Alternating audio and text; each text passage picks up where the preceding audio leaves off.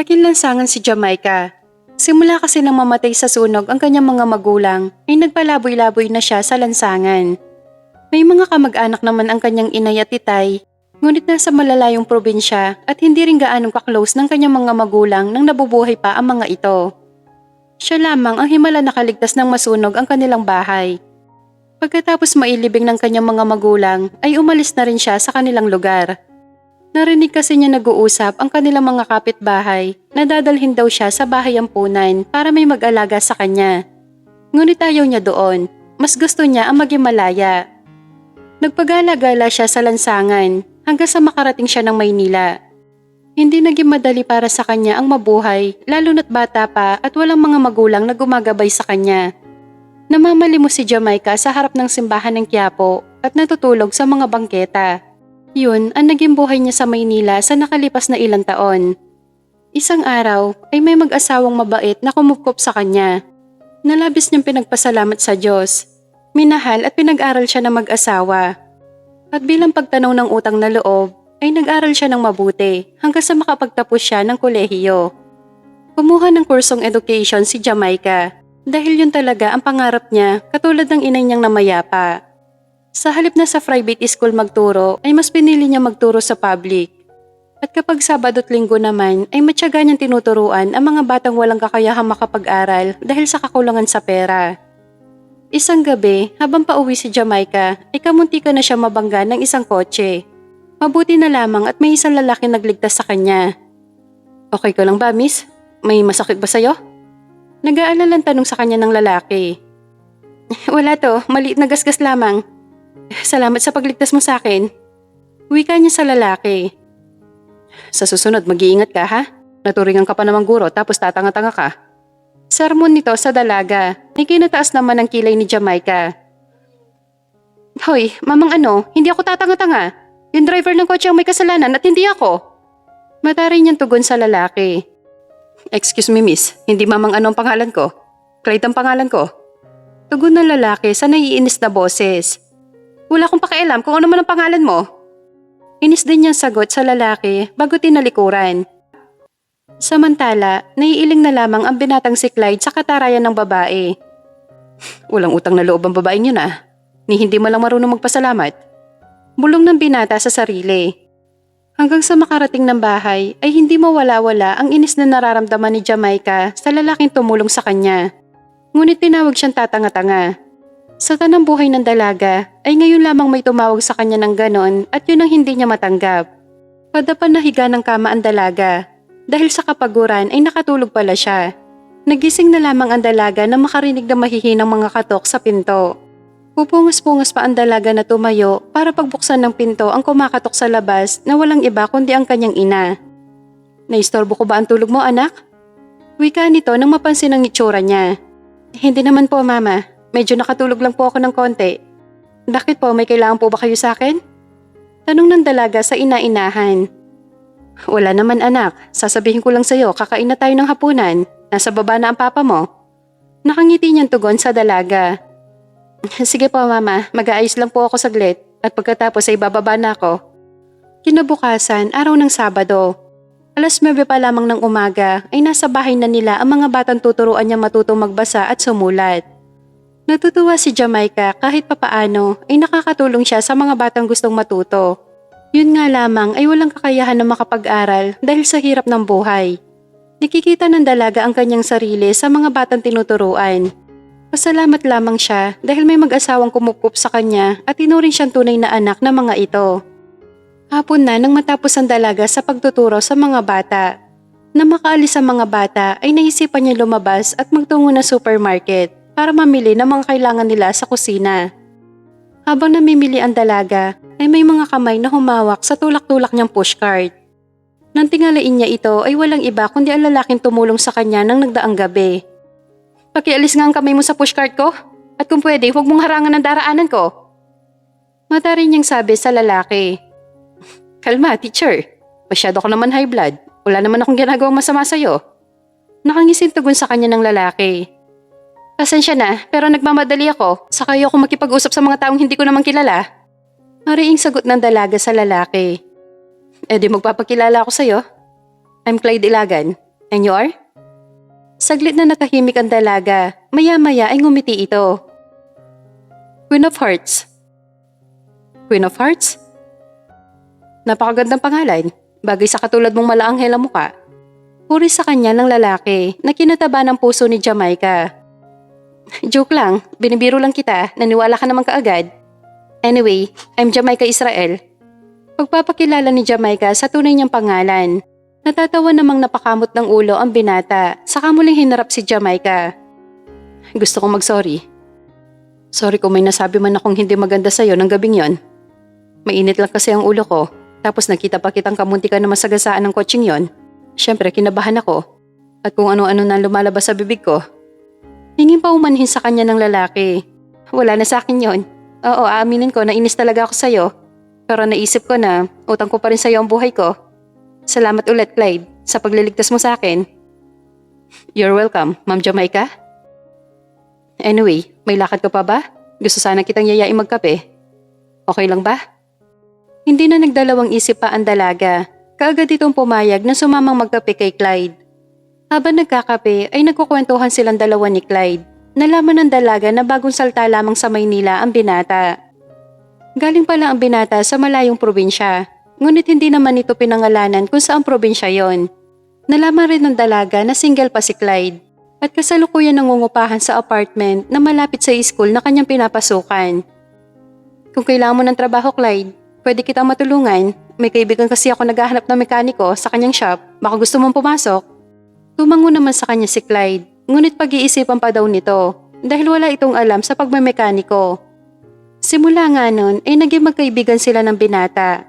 Hatid sundo siya nito sa trabaho. Isang linggo pa lamang simula na makilala niya si Clyde, ngunit hindi may pagkakaila ng dalaga na napapasaya siya ng binata sa tuwing magkasama silang dalawa. Yan totoo, Jamaica. In love ka na ba kay Clyde? Kinikilig na tanong sa kanya ni Lynn, kapwa niya guro. Hindi ko alam, pero isa lang ang masasabi ko. Masaya ako sa tuwing kasama ko siya. Pakiramdam ko nga kulang ang araw ko kapag hindi ko siya nakikita. Pag-amin ng dalaga sa kaibigan. Di confirm, in love ka nga sa kanya. Ako na nagsasabi sa'yo, bagay kayong dalawa. Gatong pa ni Lynn kay Jamaica. Bagay nga kaming dalawa. Ang tanong, gusto ba ako ni Clyde? Malungkot na sabi ng dalaga. Sus, tinatanong pa ba yan? Kitang-kita naman na malakas ang tama sa'yo ni Clyde. Kaya ano pang hinihintay mo? Ligawan mo na siya.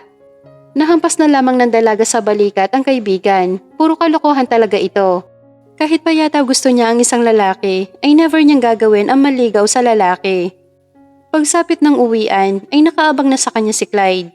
Pakiramdam ng dalaga habang lumilipas sa mga araw, ay lalong gumagwapo sa kanyang paningin ang binata. Niyaya muna siya magmerienda ng binata bago siya nito ihatid sa kanila. Napansin ng dalaga na seryoso nakatingin sa kanya ang binata. Bakit ganyan ka makatingin? Umiling naman sa kanya si Clyde. Hindi na ako magpapaligoy-ligoy pa, Jamaica. Gusto kong sabihin sa'yo na gusto kita, na mahal kita. Nabigla naman ang dalaga sa pagtatapat na yun sa kanya ni Clyde. Ano ka mo? Gusto mo ko? Ulit ng dalaga sa sinabi ni Clyde. Tama, narinig mo, Jamaica. Gusto kita. Alam ko masyado akong mabilis pero yun ang totoo. Gusto kita, Jamaica. Hindi lang gusto kundi mahal na kita. Ramdam ng dalaga na nagsasabi ng totoo si Clyde. Ngunit nabibilisan siyang masyado. Masyado ka nga mabilis, Clyde. Mahigit 1 linggo pa lamang tayo nagkakakilala. Siguro mas mainam kung kilalanin muna natin ang isa't isa bago maging tayo. Sagot ng dalaga sa binata. Bakit pa, Jamaica? Doon rin naman tayo pupunta, di ba? Katwiran ni Clyde. Oo nga, pero mahirap ang gusto mo. Hayaan muna natin na makilala natin ang isa't isa. Kapag nangyari yon, saka mo ko ligawan. Paliwanag ni Jamaica. Kalokohan. Bakit pa natin patatagalin? Kung pareho naman tayo ng nararamdaman. Alam kong gusto mo rin ako. Dahil yun ang nararamdaman ko sa tuwing magkasama tayo, Jamaica. Mabuti pa siguro, Clyde, sa ibang araw na lamang natin ito pag-usapan kapag nakapag-isip ka na ng tama. Pag-iwas ng dalaga sa tanong na yun sa kanya ng binata. Habang nasa biyahe ay wala silang imikan hanggang sa makarating sila sa bahay ni na Jamaica. Salamat ulit sa paghatid mo sa akin, Clyde. Ngunit hindi sumagot ang binata, bagkus mabilis nitong pinaandar ang motor nito. Napabuntong hininga na lamang si Jamaica na hinatid ng tingin ang papalayong motor ng binata. Kinabukasan, malungkot na pumasok ng eskwelahan ang dalaga. Hindi kasi siya sinundo ni Clyde. Alam naman niya kung ano ang dahilan ng binata. Pagsapit ng recess ay naikwento niya sa kaibigan ang tungkol sa pag-uusap nila ni Clyde. Grabe naman si Papa Clyde, masyadong apurado. Pero sa bagay, may point din naman siya, Jamaica. Saka bagay kayong dalawa. Kinikilig nitong sagot sa kanya. Yun nga ang problema sa kanya. Buti sana kung 1 taon na kami magkakilala. Ang kaso'y magdadalawang linggo pa lamang. Lynn, anong gagawin ko? Paano ko ipapaintindi sa kanya na nabibilisan ako sa pamamaraan niya? Naguguluhan yung tanong sa kaibigan. Siguro, hayaan mo muna siya makapag-isip. Kapag malinaw na ang isipan niya, tiyakong hindi ka nun matitiis at magpapakita yun kaagad sa'yo. Malalim na buntong hininga na lamang ang naisagot ni Jamaica sa kaibigan. Sinunod nga ng dalaga ang payo sa kanya ni Lynn. Tiniis niya ang sarili na wag i-text ang binata. Lumipas ang mga araw, 3 linggo nang walang balita si Jamaica sa binata. Tuluyan na nga itong hindi nagpakita sa kanya na labis niyang kinalungkot. Isang hapon, pauwi na sana ang dalaga na mapadaan siya sa apartment kung saan nakatira si Clyde. Natukso siyang tignan kung naroon ang binata. Bukas ang pintuan kaya pumasok na sa loob si Jamaica. Tahimik ang loob ng apartment, nagkalat ang mga gamit kung saan-saan. Inilagay muna ni Jamaica ang dalang mga gamit sa maliit na sofa, saka dinampot ang mga kalat. Nang hindi pa makontento, ay nilinis na ng dalaga ang sahig pati ang mga nagkalat na hugasin sa lababo. Napangiti si Jamaica na makitang malinis na ang sala, maging ang lababo. Dadamputin na sana niya ang mga gamit na nilagay sa sofa nang makarinig na dumadaing. Pinakinggan niyang mabuti kung saan nanggagaling ang ingay na yon. Nang masigurong galing sa kwarto, ay mabilis niyang binuksan ang pinto ng kwarto. Nakita ng dalaga si Clyde na namamaluktot habang dumadaing. Mabilis niya ito nilapitan at hinawakan sa noo. Diyos ko Clyde, inaapoy ka ng lagnat! Natataranta niyang sabi sa binata. Kaagad na tumayo ang dalaga at bumalik ng kusina para kumuha ng palangga ng may laman tubig. Naghanap din siya ng malinis na bimpo sa cabinet na ipampupuna sa katawan ni Clyde. Pinunasan niya ang muka at liig, pagkatapos ay sinunod naman niya ang braso nito. Nang matapos ay hindi na siya nag-alangan pang hubarin ang suot nitong t-shirt. Anong ginagawa mo? Nauutal nitong tanong sa kanya. Hinuhubaran ka para mapunasan ko ang katawan mo. Pero nakakahiya sa'yo, Jamaica. Ang mabuti pa siguro umuwi ka na. Iwan mo na ako dito. Kaya ko naman ang sarili ko. Pagtataboy niya sa dalaga. Hindi kita pwedeng iwan sa ganyang kalagayan, kaya wag ka na mag-inarte pa, okay? Walang nagawa si Clyde nang hubarin ng dalaga ang suot niyang sando. Bagamat naiilang siya rito, ay hindi na lamang niya pinahalata. Nang matapos siyang punasan ng maligamgam na tubig, pagkiramdam niya, na-relax ang kanyang katawan at napreskuhan. Kinumutan siya nito bago iwan sa kwarto. Hindi na malaya ng binata na nakatulog pala siya. Nagising si Clyde sa mabawong amoy ng pagkain. Dahan-dahan niyang iminulat ang mga mata. Nakita niya si Jamaica na may dalang tray ng pagkain. Kamusta ang pakiramdam mo? Tanong kaagad nito sa kanya. Medyo maayos na ang pakiramdam ko. Salamat sa pag-aalaga mo sa akin. Pasensya na sa abala. Wala yon, masaya ako nakatulong sa'yo, Clyde. Siya nga pala, nagluto ako ng sopas. Bumangon ka muna para makakain ka. Nagutom nga ako bigla nang maamoy ko ang niluto mo. Mukhang masarap kasi. Siya nga pala, pagkatapos kong kumain, pwede ka nang umuwi, baka hinahanap ka na sa inyo. Okay lang, Clyde. Dito muna ako hanggang sa bumuti ang pakiramdam mo. Napangiti si Clyde sa tinura ng dalaga. Kahit hindi sila okay, ay nagawa pa rin itong alagaan at bantayan siya magdamag. Halos maubos ni Clyde ang isang mangkok ng sopas. Paano ba naman, sobrang sarap nito. Salamat sa masarap na sopas.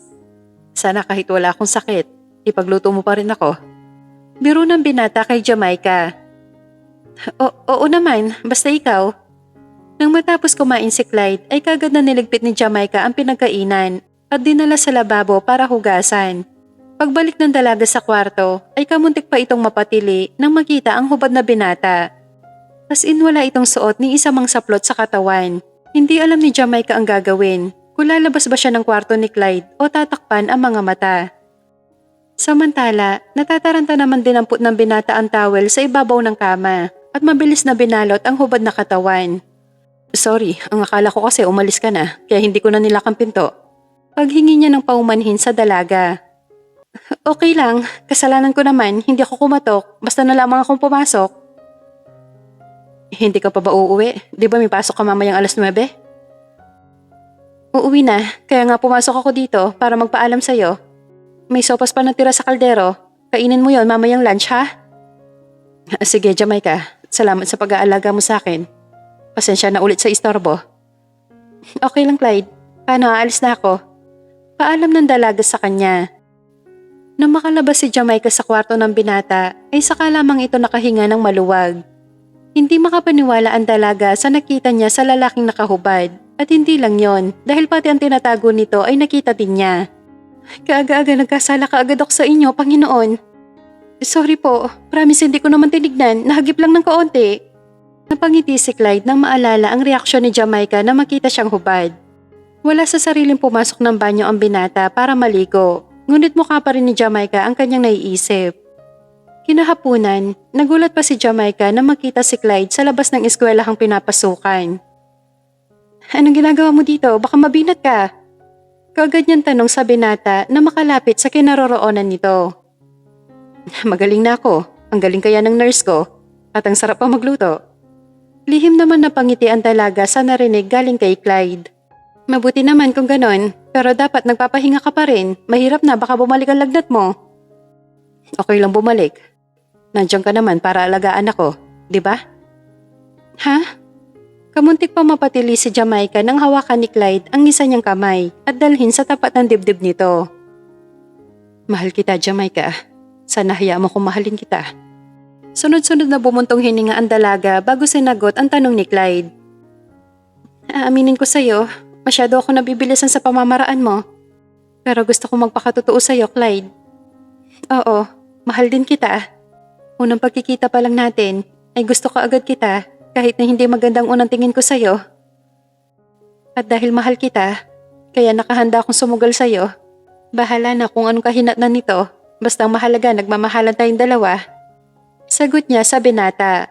Sa labis na tuwa ay nayakap na lamang siya ni Clyde ng ubod ng higpit. Ilang minuto din silang nagyakapan. Salamat. Pangako hindi kita sasaktan, Jamaica. Walang minuto na hindi ko ipaparamdam sa'yo kung gaano kita kamahal. Gagawin ko ang lahat upang maging karapat-dapat sa pagmamahal mo. I love you. Kinintalan siya ng halik sa noon ni Clyde na labis na nagpakilig sa kanya. Simula nang maging sila ay walang araw na hindi siya hinahatid sundo ni Clyde. At kapag araw naman ng weekends ay tinutulungan siya nito sa pagtuturo sa mga batang hindi makapag-aral dahil kapos sa pera. Mapagmahal, maasikaso at sweet na boyfriend sa kanya si Clyde. Walang araw na hindi siya nito sinusupresa na labis naman nagpapakilig sa kanya. Nang sumapit ang kanilang 3rd monthsary, ay kagad ito nag-propose sa kanya. Walang sinayang na sandali si Jamaica. Tinanggap niya ang proposal nito. Makalipas lamang ang 2 buwan ay ikinasal sila sa West. Bagamat hindi sang-ayon ang mga magulang niya dahil masyadong mabilis ang kanilang desisyon ng pagpapakasal. Sa huli ay napapayag din niya ang mga ito. Nang matapos ang kanilang kasal, ay dumiretso silang 5 sa pinareserve nilang restaurant para sa kaunting salo-salo. Hindi maipaliwanag ni Jamaica ang sayang nadarama dahil sa wakas ganap na sila mag-asawa ni Clyde. At gagawin niya ang lahat upang maging mabuting may bahay ni Clyde. Napagkasunduan nila mag-asawa na sa apartment ni Clyde sila titira. Nahihiya kasi ang lalaki sa kanyang mga magulang. Pumayag naman si Jamaica para may privacy silang mag-asawa. Magkahalong kaba at excitement ang nadarama ni Jamaica sa unang gabi nila ni Clyde bilang mag-asawa. Habang hinihintay niya lumabas ng banyo ang lalaki, ay sunod-sunod niyang tinungga ang wine na binili niya upang magkaroon ng lakas ng loob. Oo, aaminin niya nasasabik siya sa kanilang honeymoon. Ngunit may kaunting kaba siyang nararamdaman. Hindi niya alam kung para saan ang kabang yon. Kamuntik pang mapalundag si Jamaica nang bumukas ang pintuan ng banyo. At mula roon ay lumabas ang hubad na asawa.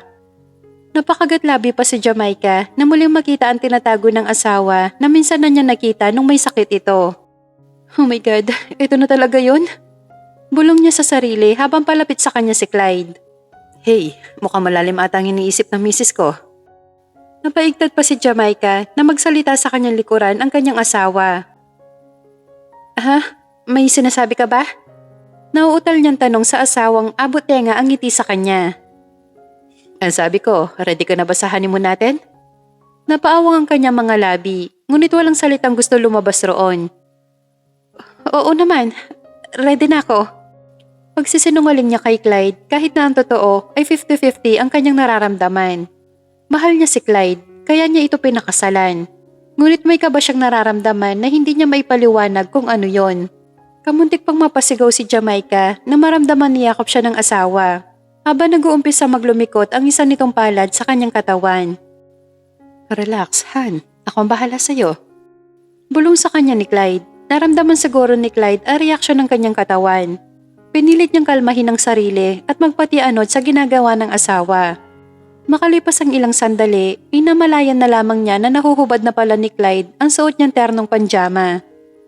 Mabilis niyang tinakpan ang hubad na katawan, ngunit maagap na inalis ni Clyde ang mga kamay niyang nakatakip sa sariling katawan.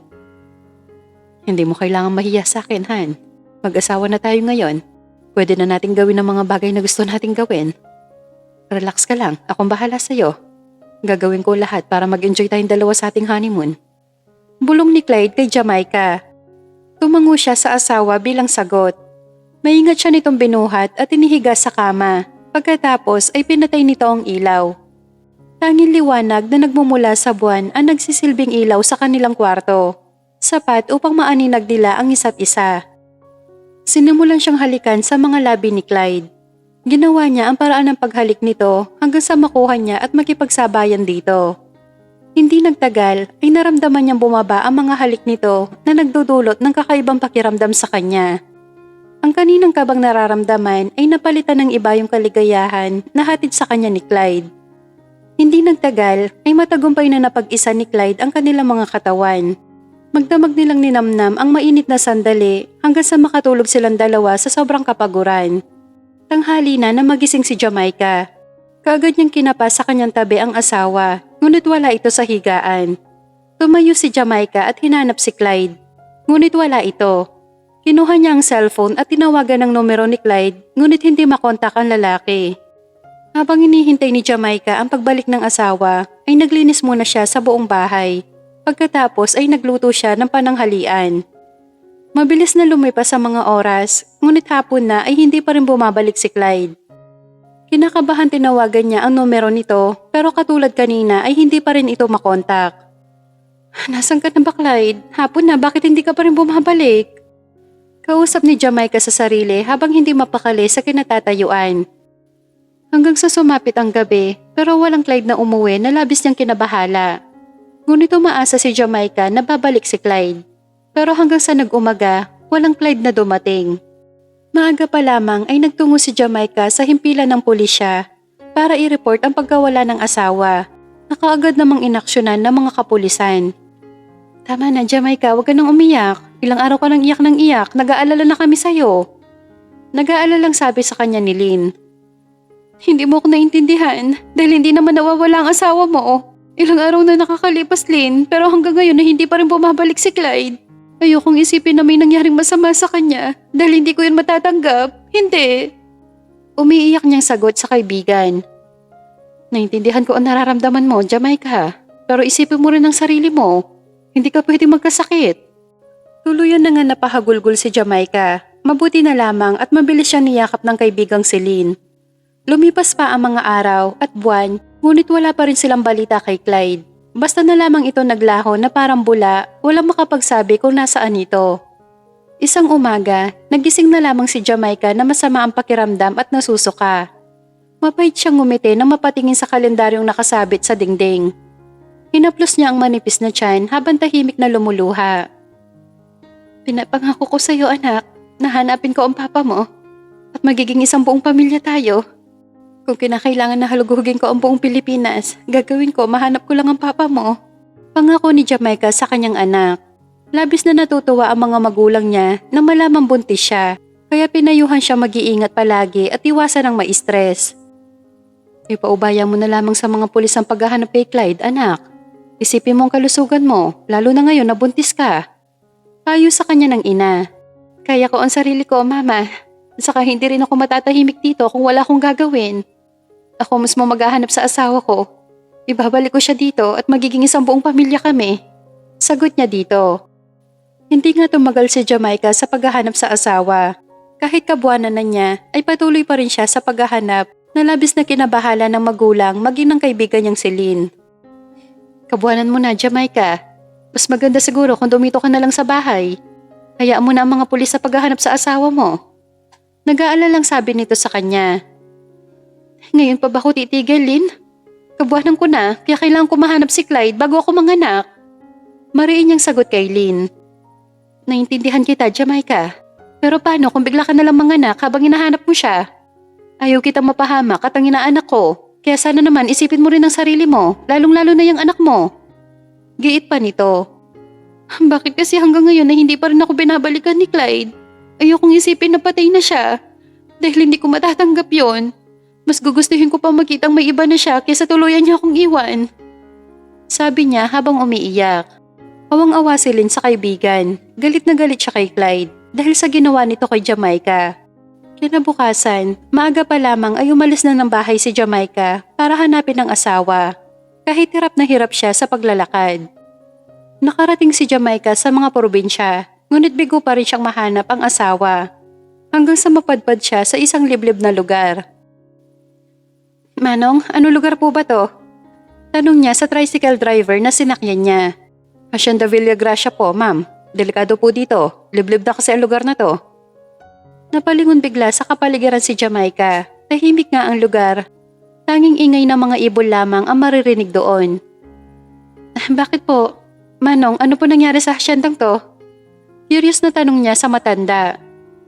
Mahabang kwento, ma'am. Kaya kung ako sa inyo, bumalik na lamang kayo kung saan kayo nanggaling. Nginitian na lamang ni Jamaica ang matanda saka sunod-sunod na huminga ng malalim. Okay lang po ako, Manong.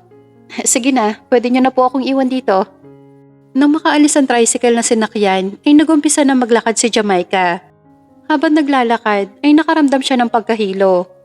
Ngunit patuloy pa rin siya sa paglalakad, hanggang sa bigla na lamang siya natumba at nawalan ng malay. Nang magising si Jamaica, ay nasa isang kwarto na siya at tahimik ang buong paligid. Dahan-dahan siyang bumangon, nang biglang bumukas ang pintuan at mula roon ay iniluwa ang isang lalaki na kay tagal na niyang hinahanap. Clyde? Sambit niya sa pangalan ng asawa. Sino ka?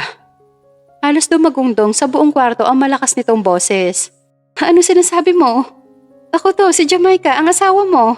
Madilim ang mukhang tinignan siya ng lalaki. Are you crazy? Sagot nito na kinatulo ng luha ni Jamaica. Ano nangyayari dito? Sabay pa sila napalingon sa bagong dating na babae. Nothing, love. Narinig niya sagot ni Clyde sa babae. Anong ibig sabihin nito, Clyde? Sinong babaeng yan? Galit na tanong ni Jamaica kay Clyde, ngunit seryoso lamang ang mukha nito na nakatingin sa kanya. Tinawag mong Clyde ang boyfriend ko? Sorry, miss, pero hindi Clyde ang pangalan niya, kundi Kennedy. Maarating sagot sa kanya ng babae. Mas lalo naguguluhan sa nangyayari si Jamaica. Hindi siya kilala ni Clyde at hindi rin Clyde ang pangalan nito, kundi Kennedy. Teka nga muna, love. Sino bang babaeng to? Bakit siya nandito? Nakita niyang umiling si Clyde. Nang muling mapag-isa sa kwarto, ay tahimik lamang na umiyak ng umiyak si Jamaica. Hindi niya naintindihan ang nangyayari. Naguguluhan siya. Hindi nagtagal ay muling bumukas ang pinto. Sa pagkakataong yon, isang matandang katulong ang pumasok at may dalang tray ng pagkain. Mabuti at gising na kayo, ma'am. Dinalhan ko kayo ng pagkain. Kumain po muna kayo. Anang matanda. Hindi ako nagugutom. Ang gusto ko'y sabihin niyo sa akin na si Clyde at ang lalaking pumasok dito kanina ay iisa. Hindi Kennedy ang pangalan niya, kundi Clyde. At asawa ko siya. Nagulat naman ito sa sinabi niya. Sino pong Clyde ang sinasabi niyo, ma'am? Walang Clyde ang nakatira dito. Si Sir Kennedy ang tinutukoy ninyo, ang nag-iisang anak nila, madam. Nagagat ng tingin si Jamaica sa matandang babae. Kung ganun, Kennedy talaga ang totoong pangalan niya? At hindi Clyde? Tanong niya. Opo, ma'am. Sa katunayan nga niyan, ay nagulat ang mga dito nang bumalik si Sir Kennedy. Lalo na ang mga magulang niya. Kwento pa ng matanda na mas lalo nagpagulo kay Jamaica. Samantala sa kwarto ni Kennedy ay sinundan siya doon ng girlfriend na si Yvonne. Masamang tingin ang pinupukol nito sa kanya.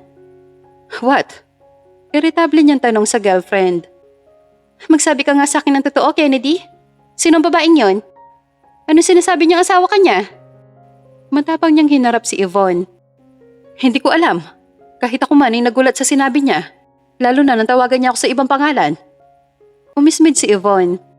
Oh, really? Baka naman kasi siya ang dahilan kaya nawala ka ng ilang buwan. Nung inakala namin patay ka na.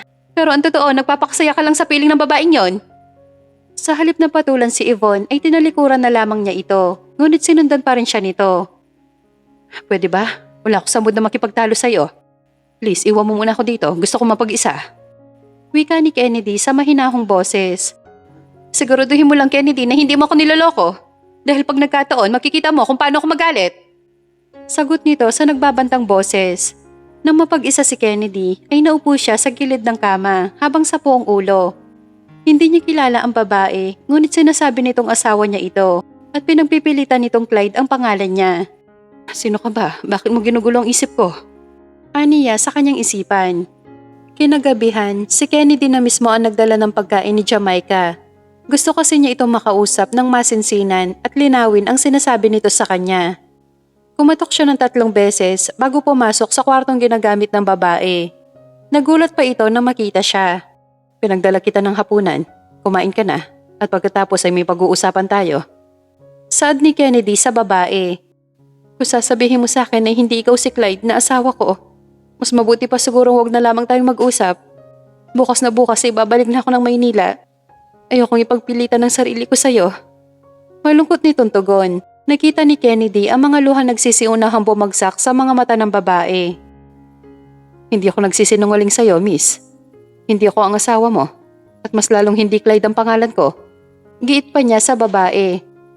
Wala akong pakialam kung Clyde o Kennedy man ang pangalan mo. Basta sabihin mo lang sa akin na ikaw ang asawa ko.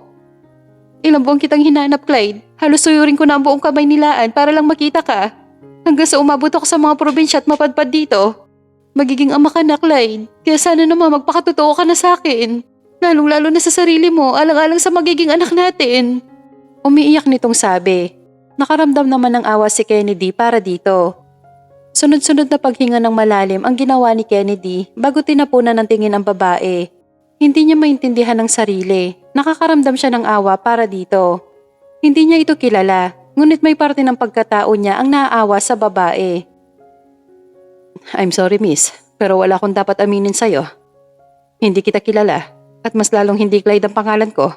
Pagka itong tumawa. Nagsisisi ako, Clyde, na minahal at pinagkatiwalaan kita. Huwag kang mag-alala. Hindi ko sa'yo ipagpipilitan ng sarili ko. Kung ayaw mo sa amin ng anak mo, mas lalong ayaw namin sa'yo. Galit na wika ni Jamaica kay Clyde. Hindi naman kaagad nakapagsalita ang lalaki sa tinura ni Jamaica. Nanatili ito nakatingin sa babae. Gusto ko na magpahinga. Kung wala ka na sasabihin, pwede mo na akong iwan dito. Huwag kang mag-alala. Bukas pag-gising mo, hindi mo na ako makikita dito, Kennedy. Binigyan diin pa ni Jamaica ang pagbigkas sa pangalan ng lalaki. Tahimik na lumabas ng kwarto ang lalaki. Nang mapag-isa si Jamaica ay muli itong umiyak. Madaling araw pa lamang ay tahimik na nilisan ni Jamaica ang asyenda. Ayaw na niyang makita pa sa huling pagkakataon ng lalaki dahil labis lamang siyang masasaktan. Tanghali na magising si Kennedy. Kaagad siyang bumangon para bumaba. Nang mapadaan siya sa kwartong ginagamit ng babae, akmang pipihitin na sana niya ang doorknob na magsalita si Manang Lagring. Wala na po dyan si Ma'am Jamaica, senyorito. Kanina pa po umalis. Wika nito. Ano? Anong oras siya umalis? Saglit na nag-isip ang matanda. Siguro po mga alas 4 po na madaling araw yon, senyorito. Sagot sa kanya ni Manang Lagring. Nagmamadaling bumalik ng kwarto si Kennedy at kinuha ang susi ng kotse. Palabas na ng bahay si Kennedy na makasalubong niya ang girlfriend na si Yvonne. Sa kapupunta, love? Bakit nagmamadali ka? Takang tanong nito sa kanya. Hahabulin ko lang yung babaeng buntis, baka maabutan ko pa siya. Nagsalubong ang dalawang kilay ni Yvonne. For what? Hindi mo siya kilala at mas lalong hindi mo siya kargo. Wika nito sa maarteng boses. Alam ko, pero nandito siya sa hasyenda. Ayoko mapahamak siya. Git pa niya kay Yvonne. Well, hindi mo na problema yon dahil siya may gustong umalis. Saka bakit ba nakarating dito ang babaeng yon? Taga saan ba siya? Umiling si Kennedy. Kahit siya man ay hindi rin alam kung taga saan ang babae. Sa totoo lang, hindi ko rin alam. Mamaya na tayo mag-usap. Kailangan ko talaga siya sundan. Nagmamadaling tinalikuran niya ang girlfriend at mabilis na sumakay ng kanyang kotse. Naiwan naman nagingit-ngit sa inis si Yvonne. Simula na maging sila ni Kennedy ay ngayon lamang siya nito tinalikuran. Halos malibot ni Kennedy ang buong hasyenda, ngunit hindi pa rin niya makita ang babaeng buntis. Naisip ni Kennedy na baka nakalabas na ito ng hasyenda at nakasakay na ng tricycle papuntang bayan, kung saan naroon ang bus terminal. Pabalik na ng mansyon si Kennedy nang makita niya ang isang trabahador ng hasyenda na humahangos. Mabilis niyang inihinto ang sasakyan. Nagulat pa ang may edad na lalaki na makita siya. Binuksan ni Kennedy ang bintana ng kotse at tinawag ito. "Bakit ka humahangos, Mang Tonyo? May nangyari ba?" Nag-aalalang tanong ni Kennedy sa lalaki. "Wala naman po, Sir Kennedy. Pero may babaeng buntis po ata na manganganak na." Ani nito sa natatarantang boses. "Babaeng buntis? Nasaan siya, Mang Tonyo? Dalhin mo ako sa kanya." Saglit na natahimik ang lalaki. "Nasa kubo siya sa may bandang dulo, sir." Nagpasalamat siya dito bago sumakay ng kotse. Halos paliparin na ni Kennedy ang sasakyan para lamang mabilis na makarating ng kubo. Malayo pa lamang ay natanong na kaagad niya ang babaeng nakaupo sa upuang kahoy. Patakbo niya itong nilapitan. Nagulat pa ito na makita siya. "Ikaw?" Gulat nitong tanong sa kanya. "Ako nga. Nag-aalala kasi ako sa'yo, kaya kaagad kitang sinundan. Mabuti na lamang at hindi ka pa nakalabas ng hasyenda." Mapait na ngumiti ang babae, ngunit napansin niyang hawak-hawak nito ang kanyang tiyan. "Bumalik ka na sa bahay. Delikado kung dito ka paabutan ng panganganak." Narinig ni Kennedy ang pagbuntong hininga nito. "Bakit mo pa ako sinundan dito? Hindi ka naman si Clyde na asawa ko, di ba?" Sagot sa kanya ng babae sa nahihirapang boses. "Oo, pero hindi yun dahilan para pabayaan kita. Hindi kayo ng konsensya ko na may mangyaring masama sa'yo at dito pa mismo sa hasyenda namin." Seryosong sagot ni Kennedy. "Salamat sa pag-aalala mo sa akin, pero walang dahilan upang manatili pa ako dito. Hindi ikaw ang hinahanap kong asawa. Ayoko magsayang ng oras. Gusto kong magkita sa lalo madaling panahon ng asawa ko." Umiiyak na ngayon ang babae. Wala sa sariling niyakap niya ito. "Huwag ka nang umiyak, makakasama yan sa'yo. Tutulungan kitang hanapin ang asawa mo. Pero sa ngayon bumalik na muna tayo sa bahay para makapagpahinga ka." Bumitiw ito sa pagkakayakap niya at pinakatitigang mabuti ang kanyang muka. "Gusto kong maniwala na ibang tao ka, pero hindi ko makumbinsi ang puso ko. Sinasabi ng isip ko na hindi ikaw si Clyde, pero iba naman ang sinasabi ng puso ko. Sinasabi ng puso ko na ikaw si Clyde na asawa ko." Nagulat na lamang si Kennedy nang haplusin nito ang mukha niya at ilang sandali pa ay naramdaman niya ang paglapat ng mga labi nito sa mga labi niya. "Bakit mo ko hinalikan?" Kaagad niyang tanong sa babae. Samantala, daig pa ni Jamaica ang naistatwa pagkatapos niyang halikan sa mga labi ang lalaki. "Ang mga labi mo, parehong-pareho sa mga labi ni Clyde. Hindi ako maaaring magkamali. Ikaw nga ang asawa ko." Nakangiting sabi niya kay Kennedy. "Anong sinasabi mo? Hindi kita maintindihan." Naguguluhan tanong naman nito. "Hindi ko alam kung ano nangyari sa'yo, Clyde. Kung bakit hindi mo ako maalala. Pero isa lang ang sigurado ako. Ikaw si Clyde na asawa ko. Uulitin ko sa'yo. Ako daw si Jamaica na asawa mo. Mahal na mahal natin ang isa't isa."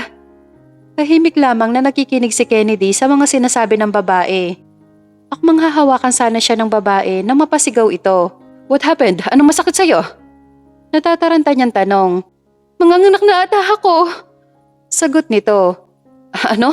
Teka, paano ba to? Anong gagawin ko?" Hinawakan ng babae ang isang kamay niya. "Dalhin mo ako sa hospital, Clyde, bilis!" Saglit itong natahimik. Maya-maya ay kinuha ni Kennedy ang cellphone sa suot nitong shorts at may tinawagan. "Ano ba, Clyde? Mamaya na yan. Lalabas na ang anak natin!" Sigaw ng babae na mas lalong kinataranta ni Kennedy. Nang maibaba ang cellphone ay nilapitan niya ang babaeng namimilipit sa sobrang sakit.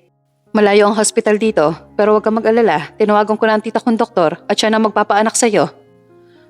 "Hindi ko na talaga kaya. Lalabas na ang anak natin." "Ang mabuti pa siguro umuwi na tayo. Baka maya-maya lang ay dumating na si tita." Dahil hirap na maglakad ang babae kaya kinarga na lamang niya ito hanggang sa makasakay ng kotse. Nang makarating ng bahay ay natatarantang binuhat ni Kennedy si Jamaica papasok sa loob ng bahay. Hindi naman nagtagal ay dumating na ang tita Grace niya. Nasa labas lamang siya ng kwarto habang naririnig niya ang pagsigaw ni Jamaica.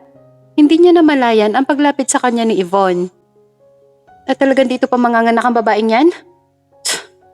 Hinarap ni Kennedy ang kanyang nobya. Jamaica ang pangalan niya at ngayon pa lang kabuanan niya. Kwento niya sa nobya, ngunit nagtaas lamang ng kilay si Yvonne. Alam naman pala niyang kabuanan na niya, umalis-alis pa siya sa bahay nila. Tapos tayo dito ang naaabala niya? Nginitian niya si Yvonne, bagay na mas lalong kinainis ng dalaga. Bakit ka nakangiti dyan? Asig nito kay Kennedy. Kasi naman ikaw, grabe ka kung magtaray kay Jamaica. Unang-una kaya siya napadpad dito dahil hinahanap niya ang asawa niya. Kung hinahanap niya ang asawa niya, bakit kanya napagkamalan? Kamukha mo ba asawa niya? Naputo lang kanilang pag-uusapan ni Yvonne nang marinig nila ang iyak ng sanggol. Patakbong pumasok ng kwarto si Kennedy. Nakita niya ang bibing hawak ng kanyang tita. Nang magawi ang tingin niya kay Jamaica ay tulog na ito. Nilapitan ni Kennedy ang tita Grace niya habang hindi inaalis ang tingin sa hawak nitong baby. Kamusta sila mag-ina? Kaagad na tanong ni Kennedy sa tita Grace niya. Ligtas na sila mag-ina at napakalusog ng baby. Pero teka nga muna Kennedy, sinong babaeng yan? Nabuntis mo ba siya? Umiling si Kennedy. Hindi ko siya kilala tita. Nakita lamang siya ng isa sa mga tauhan ng asyenda na walang malay kaya dinala dito sa bahay.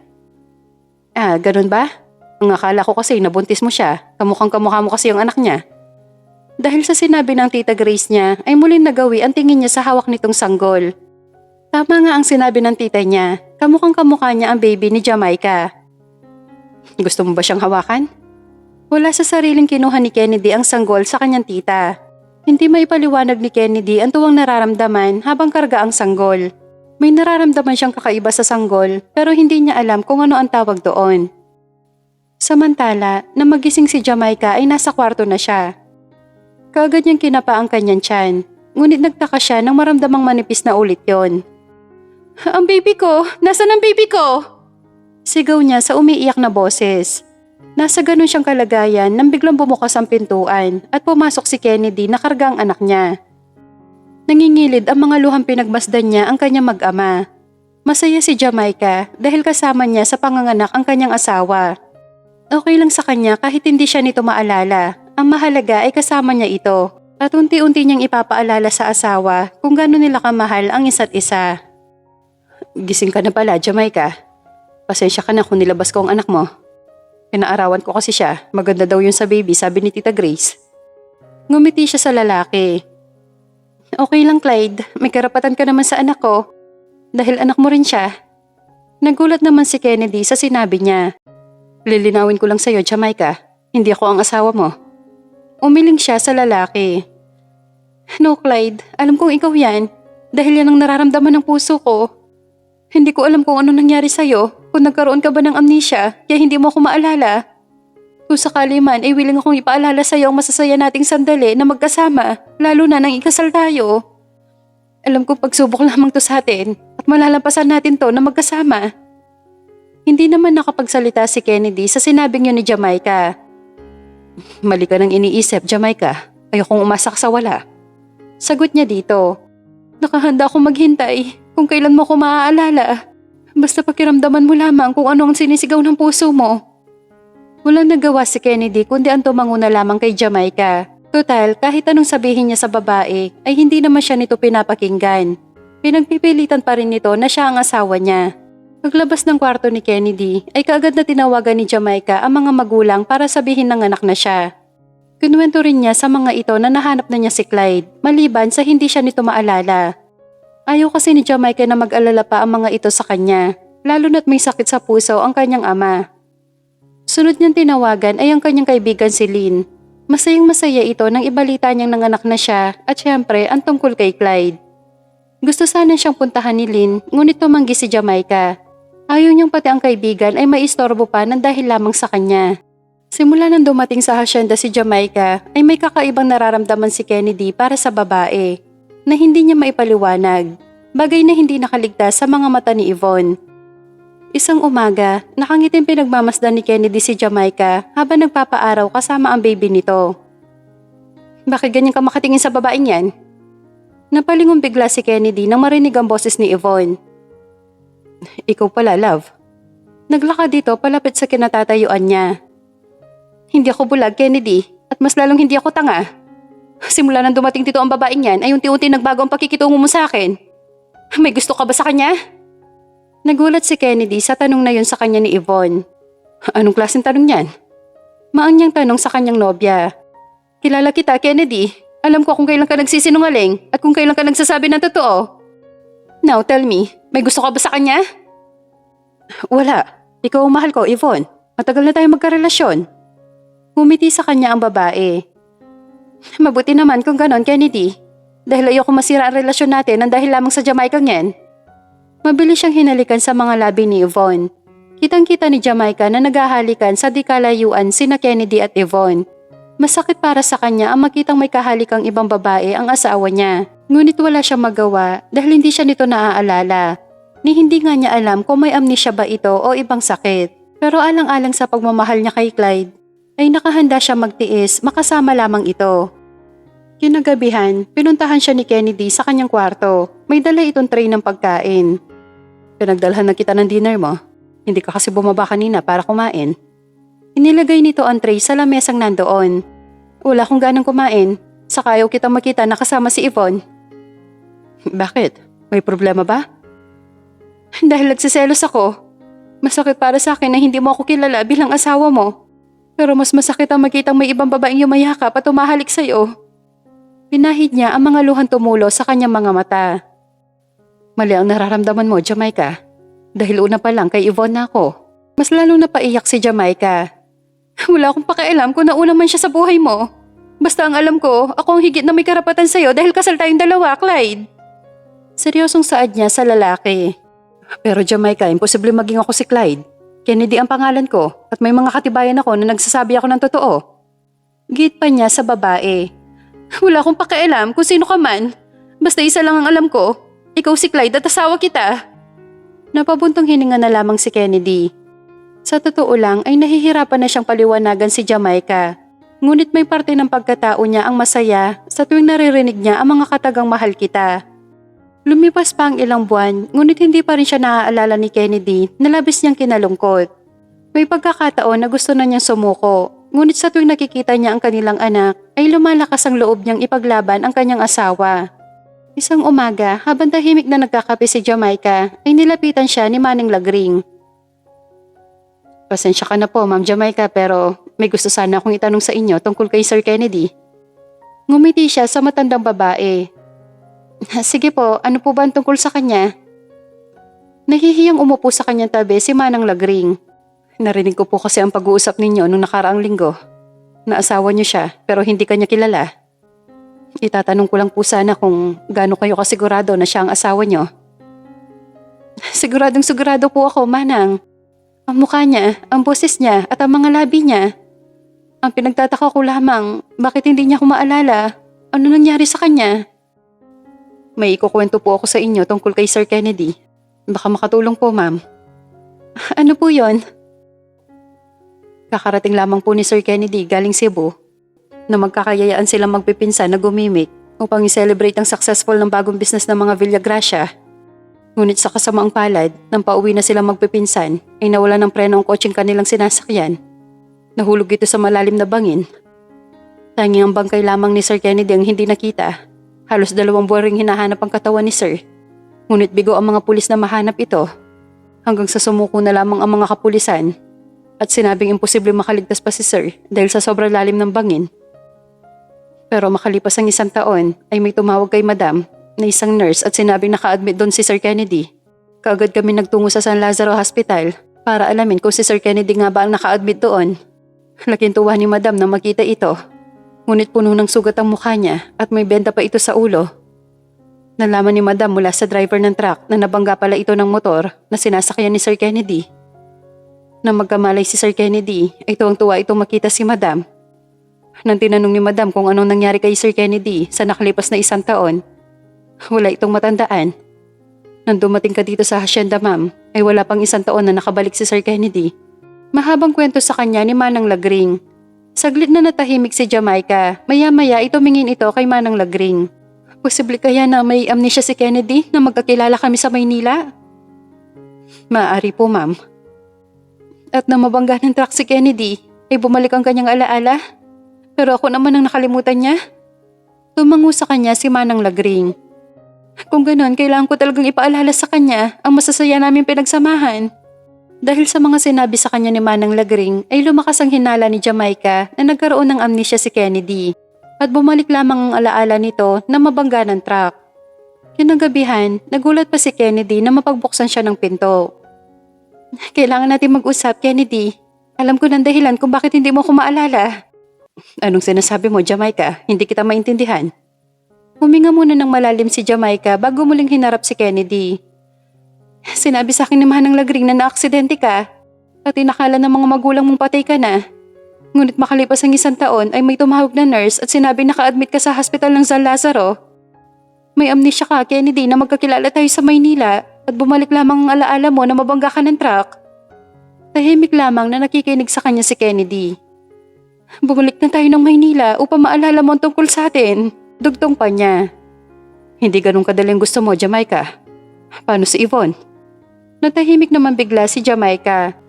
Kung mahal ka talaga ni Yvonne, ay maiintindihan ka niya. Please, Kennedy, pumayag ka na. Nakikiusap na sabi niya kay Kennedy. Sa huli, napapayag din siya ng lalaki na labis niyang kinatuwa. Patakbo niya itong niyakap sabay pasasalamat. Kinabukasan, maaga pa lamang ay nandoon na si Yvonne. Nakatanggap kasi siya ng mensahe galing kay Kennedy na gusto siya nitong makausap. Kagad siya nagtungo ng kwarto ni Kennedy. Naabutan niya ito na nakaupo sa kama. Nilapitan niya ang nobyo sabay halik sa mga labi. Salamat at dumating ka, love. Matagal na tayong magkarelasyon at kasal na lamang ang kulang sa atin.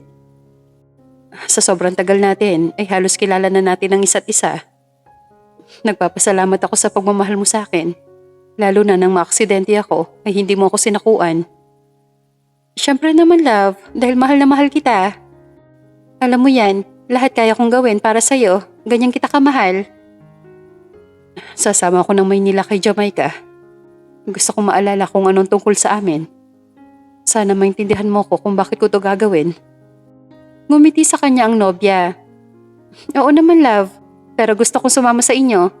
Gusto kong palagi nasa tabi mo. Ayoko na maulit pa ang nangyari noon na bigla ka na lamang nawala sa akin. Pero Yvonne, tinakpan ni Yvonne ang bibig niya gamit ang isang daliri nito. Please, love, hayaan mo lang ako sa gusto ko. Tumango na lamang si Kennedy bilang pagsang-ayon sa gusto ng nobya. Nang malaman ni Jamaica na sasama si Yvonne ay sinabi niya kay Kennedy na hindi siya papayag. Ngunit sa huli, wala na siya nagawa kundi ang pumayag na lamang. Madaling araw pa lamang ay bumiyahe na sila patungo sa Maynila.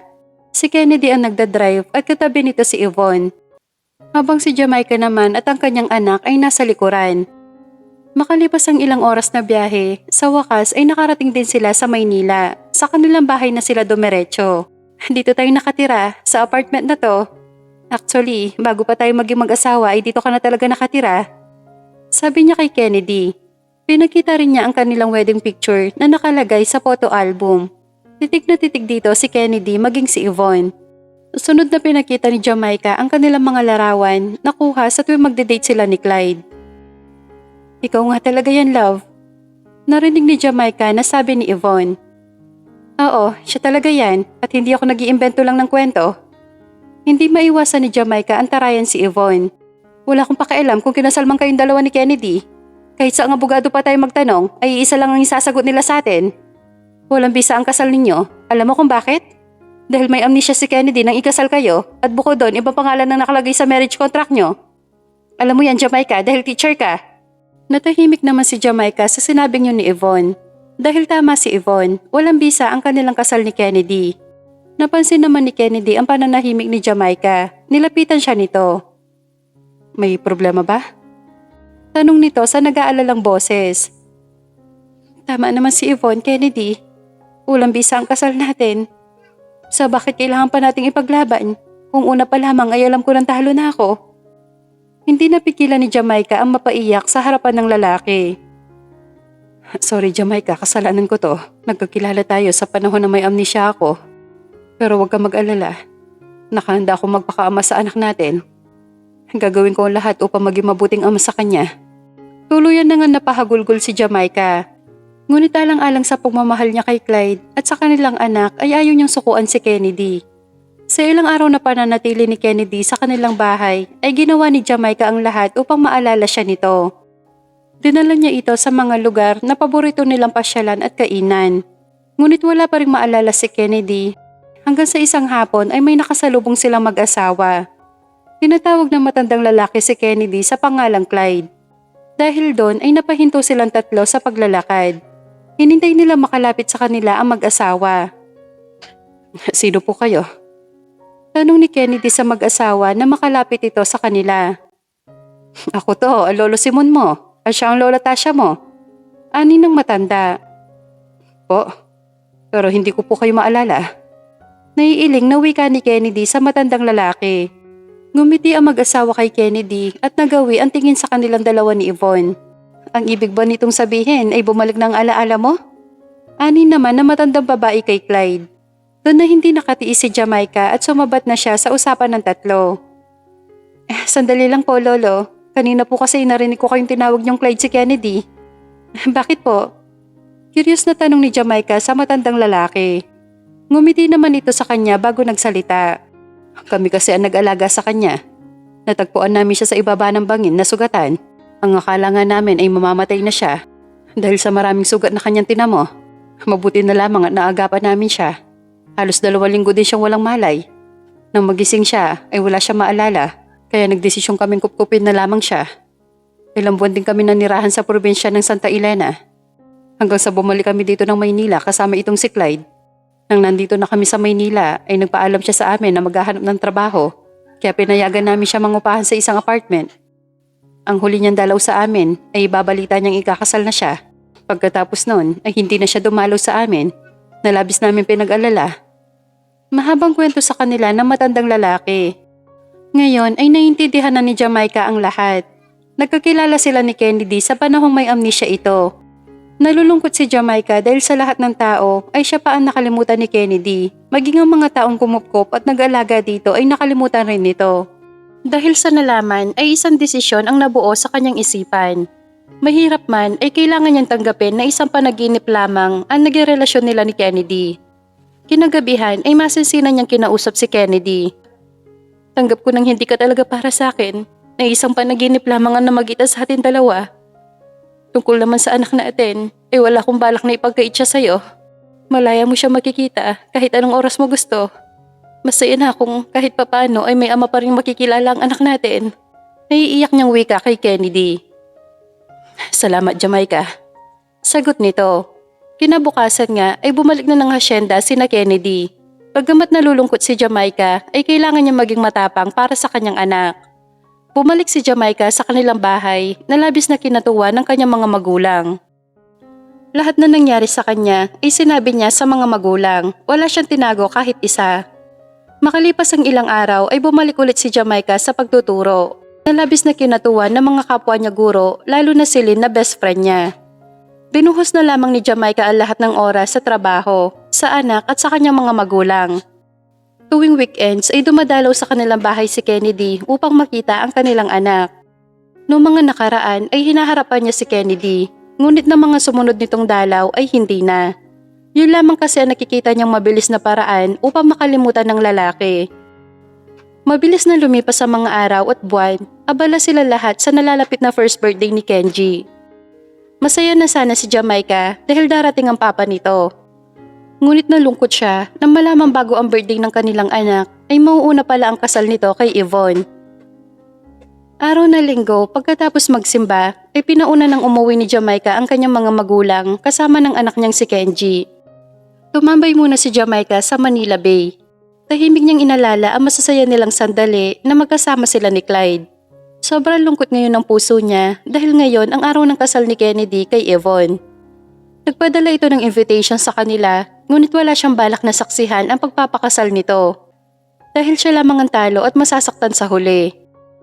Habang tahimik na nakapikit, ay may narinig siyang familiar na boses na nagsalita sa kanyang tabi. Kaya pala wala ka sa bahay niyo dahil nandito ka. Napadilat bigla si Jamaica, ganun na lamang ang gulat niya nang makita si Kennedy. Kennedy? Anong ginagawa mo dito? Di ba ngayon ang kasal niyo ni Yvonne? Sunod-sunod niyang tanong sa lalaki. Hindi na matutuloy ang kasal namin ni Yvonne. Siya na mismo ang umatras. Nagulat naman si Jamaica sa sinabi ni Kennedy. Ha? Bakit? Ano nangyari?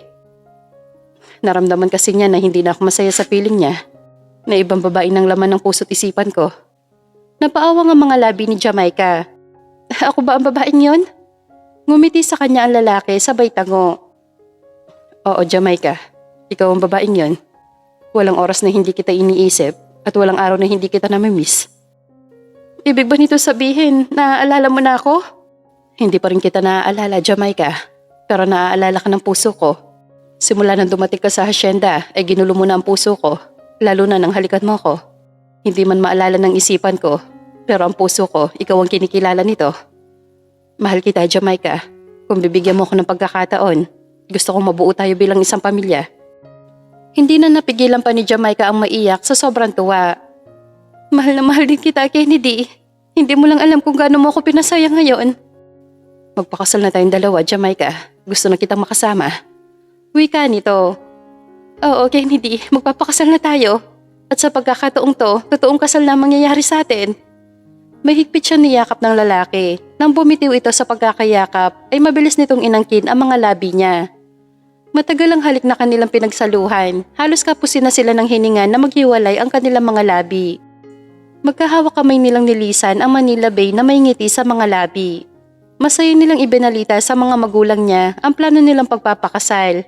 Nung una ay nag-aalangan pa ang mama ni Jamaica. Ngunit kinausap ito ni Kennedy at sinabing wala itong dapat na ikabahala. Napagkasuduan nila ni Kennedy na sa West na lamang magpakasal. Ayaw sana ng lalaki dahil gusto nitong bigyan ng magarbong kasal si Jamaica. Ngunit sa Jamaica mismo ang tumanggi. Gusto kasi ni Jamaica ay simpleng kasal lamang. Basta mahal nila ang isa't isa ay yun ang mahalaga. Matapos ang kanilang kasal ay bumalik sila ng hasyenda para doon manirahan. Yun kasi ang gusto ng mga magulang ni Kennedy. Habang busy si Kennedy sa pagpapatakbo ng hasyenda, ay busy din si Jamaica sa pagtuturo sa anak ng kanilang mga trabahador. Wala na mahihiling pa si Jamaica dahil napakaswerte niya kay Kennedy. Hindi man siya nito maalala ay hindi yun naging hadlang para hindi nila ipagpatuloy ang kanilang pagmamahalan. Habang lumilipas ang mga taon ay mas lalong tumitibay ang kanilang pagmamahalan at walang makakasira sa kanila ni Kennedy. Habang nakahiga silang dalawa ay napansin ni Jamaica ang malagkit na tingin sa kanya ng asawa. May bala ka na naman, no? Kumindat ito sa kanya. Oo, sana. Ngumiti siya kay Kennedy. Anak kasi, pwede na ba natin dagdagan si Kenji? Napakagatlabi na lamang si Jamaica. Oo naman. Sagot niya sa asawa. Ilang sandali pa ay pinagsaluhan na nila ang init ng kanilang pagmamahalan.